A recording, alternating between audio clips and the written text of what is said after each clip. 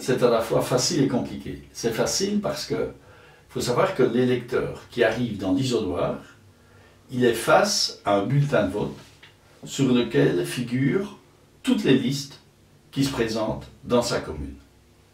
Et chaque liste présente autant de candidats qu'il n'y a de sièges à pourvoir.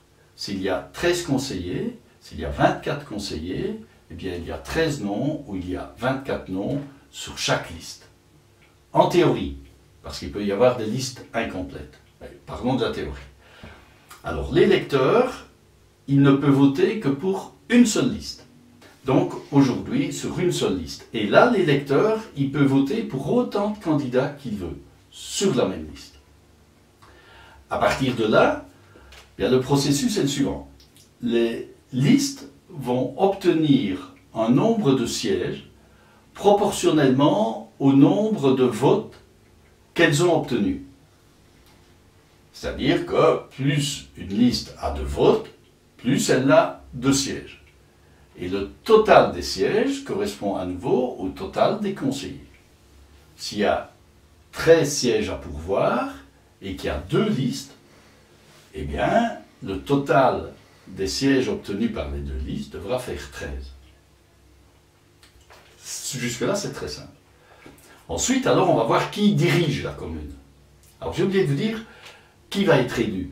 Eh bien, sur chaque liste, ce sont simplement les gens qui ont obtenu le plus de voix qui seront élus. Si la liste A, Vivre ensemble, a obtenu 5 sièges, eh bien, les 5 candidats qui auront le plus de voix vont s'asseoir à la table du conseil communal sur ces sièges. Qui va diriger la commune? Si une liste a la majorité absolue, la moitié des sièges plus 1, c'est très simple, c'est elle qui va diriger.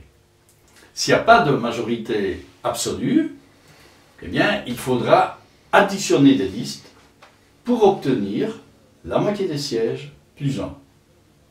Et alors, les négociations, et lorsque 2 listes ou 3 listes se seront unies pour obtenir la moitié des sièges, elles vont signer ensemble ce qui s'appelle un pacte de majorité. Donc, elles sont ensemble. Qui va devenir bourgmestre? C'est le code de la démocratie locale qui le prévoit.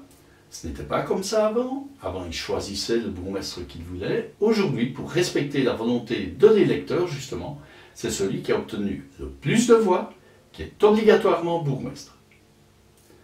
Pour les échevins, c'est différent. Très souvent, les listes s'accordent pour dire c'est les candidats qui auront obtenu le plus de voix qui seront échevins. Mais ça peut changer, ce n'est pas obligatoire. Il n'y a que le bourgmestre qui est élu au nombre de voix le plus élevé. Voilà comment se constitue le collège qui va gérer la commune durant 6 ans. Il pourra y avoir des modifications, bien sûr. Donc, échevin, on va partager, ou même bourgmestre, on peut partager le mandat entre 2 ou 3 partis.